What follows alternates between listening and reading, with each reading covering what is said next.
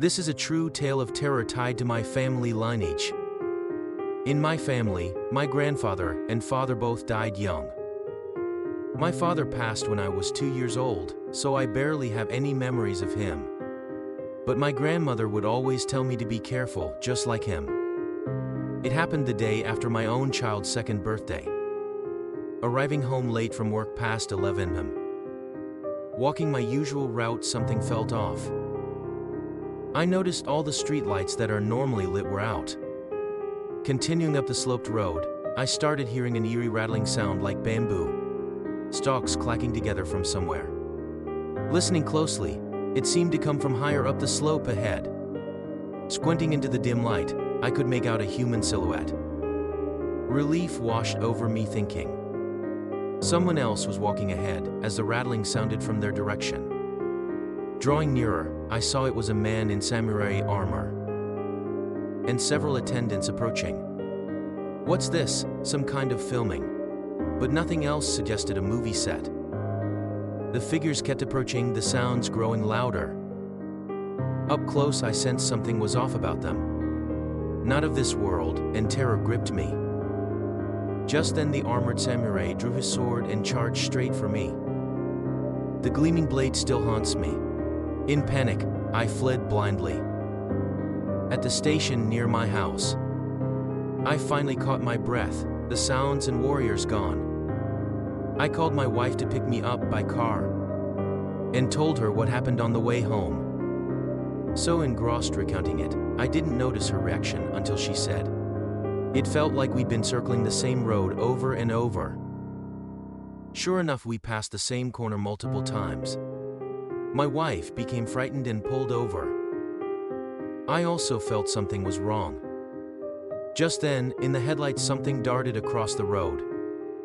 At first I thought a bat, but looking closely, it was a helmet-clad samurai's head glaring at us, rasping, "Found you." Terror peaked. My wife suddenly screamed and fainted. I hadn't noticed till then. Plastered against the glass right by me was a mutilated face. Covered in blood, half its head sliced off. I must have blacked out from fear, because next I awoke to my wife shaking me. The time was still around 2 and pitch dark out. We hurried home with no more incidents. I woke the whole family and told them what occurred. My grandmother sighed. "So he came after all. What does that mean?" I asked. She explained my father and grandfather had experienced the same. It made no sense, but one fact stuck out: they both died of heart failure. If I'd fainted back there, could cardiac arrest have happened? Grandma said for some reason an ancestral curse plagued our family line. I never understood why, but recalled a few sacred talismans placed in a certain room growing up that I wondered about. And Grandma strictly scolded me to always carry protective charm wherever I went. Now it's habit to keep one in my pocket, but those saved my life. She called an acquaintance, exorcist, for a midnight ritual that threw the household into chaos. My room was plastered with inscribed "Afuda" and cordoned off with rope, more charms attached.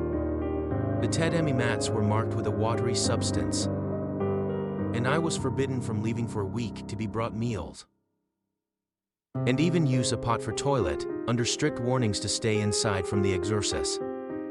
In the adjacent room I could hear ritual chanting, but didn't get too close with all the incense smoke. Morning came, then night, with no activity. And I complained it was overkill, but Grandma refused to relent. Exhausted, I soon fell asleep that night. I awoke choking, lights off, no chanting audible nor distant. Train and traffic sounds, just dead silence. Despite the fright, I stayed calm, remembering not to cross the rope line. Suddenly, the whole house shuddered with rumbling cracks and violent quaking. I yelled, "Earthquake!" and tried to bolt outside. But some force grabbed and shoved me back down. I looked around in shock, but no one was there. The moment I was pushed onto the tatami mats, the rumbling ceased. From beyond the window wavered countless bobbing lights, and a voice groaned, "Newell." So close. How frustrating. That voice alone made my body convulse in terror. But that was the only occurrence that night. I slept till morning exhausted. In a dream, I heard a strangely nostalgic voice urge, "Stay strong. Don't give up." Wondering who it was, I saw 7 or so figures dressed in ancient clothing smiling at me. One wearing a white shirt resembled my deceased father. I awoke in tears. I'm certain my father's spirit protected me then, and still watches over me now. Resolved to endure, night fell again. The earthquake rumbling returned, but this time mingled with cries circling the house yelling, "Get out here! I'll kill you." Seems the charms prevented entry. This continued nightly for about 5 days until the final night. Whether from acclamation or exhaustion, I achieved sleep amidst the din and was shocked I'd overcome the fear. Today's the last day, I boldly taunted them to come, certain the boundary was secure. Again quaking rocked the house, and I waited calmly for daylight. The tremors subsided quicker than usual with dawn approaching. Eager to finally leave, I touched the rope line. In that instant, a blood-curdling scream from the adjacent exorcist. Then one of the charm talismans on the walls dropped to the tatami. A fierce wind swirled through the room, and I sensed the entities flooding in from the Alfuda spot. Countless armored faces with dangling hair, no arms, headless or bleeding approached. Their intent to murder was palpable. The putrid stench and grotesque wails filled the air. I'm done for, but they couldn't breach the rope. Why me? I sobbed desperately. The warrior I'd seen on the road strode over, glowering down at me. His intensity made me collapse in fear, clutching the rope. A sensation like electricity coursed through me, and I blacked out. What transpired next was a strange mix of dreamlike yet real. I wore armor in what seemed feudal wartime in Japan. Rain poured down and the heavy suit felt oddly warm and real, not a dream. Before me sat a dignified general. I sensed a close bond between us. Abruptly, the body I'd thought was mine drew a sword and slashed at him. The armor's weight dug into my shoulders. Halfway into his neck, blood spraying violently from the surprised warrior. Bewildered, I watched my dream self act with a surreal detachment. The wounded general seized my blade, yelling, "Damn you! I vow my grudge shall slaughter your lineage for 9 generations." Though the last part was unclear, this is what I heard. Jolting awake back in my room, the warrior from my dream bellowed, "You 9th-generation grudge-bearer, I'd come to take you." "Come take you, grudge-bearer," echoed the horde. Paralyzed with dread, I groveled forehead to the mat, bawling frantically. "Sorry, I'm sorry, forgive me." The reason eluded me, but I shrieked remorsefully for what felt like hours.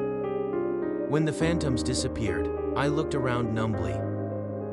Grandma entered in tears, saying the ordeal had ended, I could finally leave. Stepping out, I froze at the bloodbath before me. Her exorcist friend's body lay bisected at the neck. The other kept chanting, unfazed. As he recounted, they'd taken him as my substitute. Indeed, the deceased one wore my clothes. Clearly, he'd given his life to save mine. I told everyone about the vivid, dreamlike experience. Grandma confirmed I was the 9th generation, she mentioned. Hell lurked so close. I prayed the departed exorcist rests in peace.